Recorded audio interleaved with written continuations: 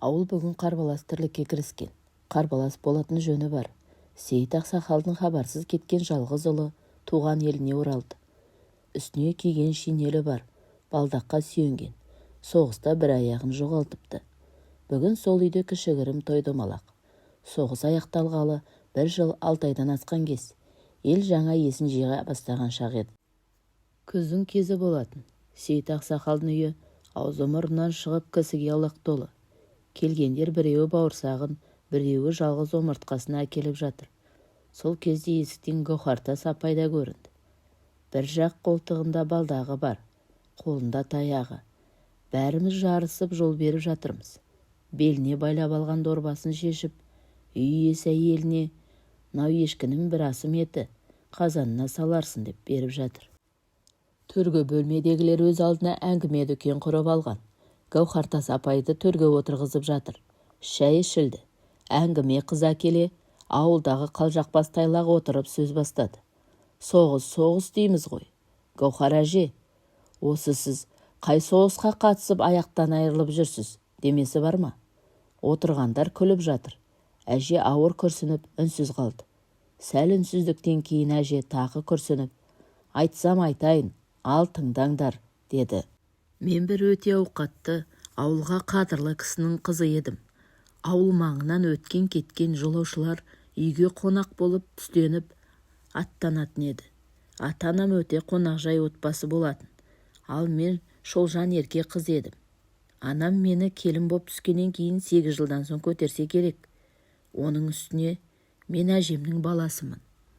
Бір қызығы келген кісінің атын кермеден шешіп алып шауып кетуші едім. 1-2 айналып шауып келемде аттарын қара терге түсіріп байлап қоям. Сондай бір кезекте қонақтармен қоса әкем де бір жерден келіп, бәрі аттарын байлап үйге бет алысымен қазанға ет асыла бастады. Бұл қонақтар ұзағырақ отырады дегенді білдіреді. Әкемнің кермедегі жүйрік атын шешіп алып, мініп алып шаба жөнелдім. Құстай ұшып келем. Таудың етек жағында 5-6 түйе жүреді. Атымның басын солай қарай бұрдым. Сұр бура да сол маңайда жүргенін байқадым. Әкем бураға тақама деп талай ескерткен болатын. Шауып келем. Тақай келе жанамалап бураны тартып жібердім. Бураға қатты тимеген болар деп өзімде тіксініп қалдым. Астымдағы атыма сенем. Осы өңірдегі жүйрік аттың біреу еді.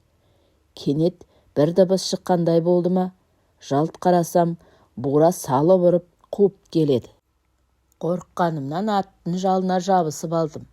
Қай жерде келем, қай жақты бет алып келем белгісіз. Аттың тізгінін қоя бердім. Күн таудан асып бата бастаған кез. Бура әлі қуып келеді. Кенет ат сүрініп кетті. Аяғын суырдың ініне тығып алдау деп ойлағанымша болмай ұшып түстім. Бура тақап қалғандай көрінді. Сол кезде Алланың құдіретімен бір тесіктен үңгірге түстім де кеттім. Отыра кеттім. Арқамды топырақтың іргесіне сүйеп жан-жағыма қарадым. Отырған жерім біреудің көрі екен. Соған түсіп кеткен екем. Бір аяғымдағы мәсімнің түсіп қалғанын байқадым. Көрдің іші тастай қараңғы еді. Тоңа бастадым. Шығып көрейін деп түсіп кеткен тесікке қарай ұмтылдым. Аяғымды іргедегі топыраққа тіреген болам. Сусып кетеді. Түн мезгілі еді. Көрдің іші тастай қараңғы. Қарсы қабырғаға бір жарық түсті. Кенет бір қорқынышты үн шыққандай болды да, кісіге ұқсайтын бір мақұлықпен түрі өте қорқынышты бір хайуан пайда болды. Оттай жанған көздерімен қарағанда, манағы мәсі жоқ аяғым тыз ете қалды. Қорыққанымнан көзімді жұма алмай қатып қарап қалыппын. Бір уақытта әлгі өліп жатқан адамға тұр деді. Әлгі жатқан адам әйел екен. Шашы кеудесін жауып кеткен. Арқасын іргеге сүйеп отырды. "Аузыңды аш", деді әйелге бұйырып. Әйел аузын ашты. "Тіліңді шығар", деді зекіп. Тілін шығарып еді, шап беріп ұстай алып созғанда, әлгі әйелдің тілі 1 метрден асып кетті. Тілді ұстаған қолымен 2 жаққа басын соғып жіберді. Әйел бейшара ыңырсыған үн шығарғандай болды. Қайтадан тілін ұстап, басын 2 жаққа соқты. Түрі жаман адам тұрып.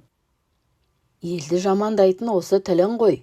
Өсек айтатын осы тілің ғой, деп екі жаққа басын соғып жіберіп еді, әйел жан даусы шығып шыңғырып жіберді. Елді балағаттап тіл тигізетін адамның жазасы бұл, деп тілден орап ұстап алып, екі қабырғаға басын соққылай берді. Аяғым ауырып кеткендей болды.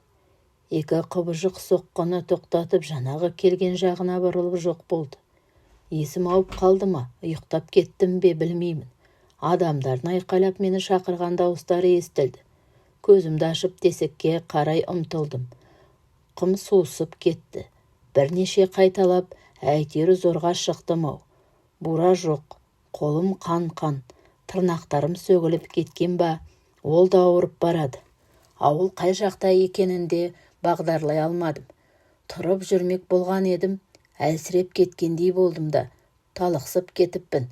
Көзімді ашсам, үйде жатырмын. Мені адамдар тауып алып келіпті. Емші табылмай, әкем көрші Өзбекстаннан адам жіберіп, емші алғызған екен. Мен сол жатқаннан 2,5 ай дегенде есімді жидым. Көзімді ашсам, шешем мен әкем қатты қуанғандарынан ба, мені құшақтап жылап жатыр. Мен де қанша жатқанымды білмеймін. Азан-қазан боп жылап жатырмыз. Бір уақытта табаным қышығандай болды. Ауырған аяғымды қозғамақ боп, көрпемді ашып қалған едім. О, сұмдық-ай! Қара санымнан шолтаң ете түскен аяқты көріп, талықсып кетсем керек. Шешемнің зарлаған үні алыстан құлағыма жетті. Сорлап қалған сорлымай, сорың қалың болған-ай, аман қалсаң құлыным, шыбын жаның сол олжа, деп зарлаған анамның даусынан көзімді аштым.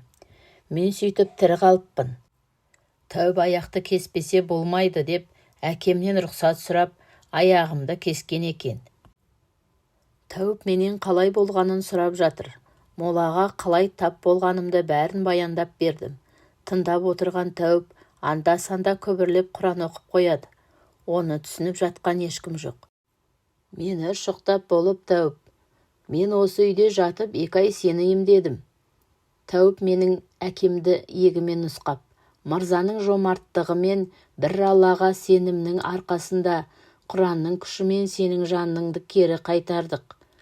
Ал сенің тап болған молаң көрші ауылдағы Садық ақсақалдың шайпау келінінің моласы екен. Ол өз атасына тіл тигізген, күйеуін өгей баласындай қарғап сілеуші еді. Өте кесапатты әйел болған екен. Ол әйел қабір азабын тартып жатыр, деді молда.